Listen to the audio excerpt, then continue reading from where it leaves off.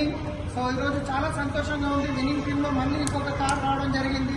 So ప్రతి ఒక్కరి dream అనేది ఉంటుంది కార్ తీసుకోవాలనేది. కానీ బయట మార్కెట్లో మనం చేస్తున్న పనిలో కార్ తీసుకోవాలంటే అది కూడా ఒక మెయింటెనెన్స్ అవుతుంది. కానీ మనం వెస్టీజ్లో వచ్చి కరెక్ట్గా 1 ఇయర్ మీరు కష్టపడితే ఇలాంటి కార్లు తీసుకోవచ్చు. సో జ్యోతి మేడం రీసెంట్గా 1 ఇయర్ ముందు బిజినెస్ స్టార్ట్ చేశారు. సో ఈరోజు కియా కార్ తీసుకున్నారు.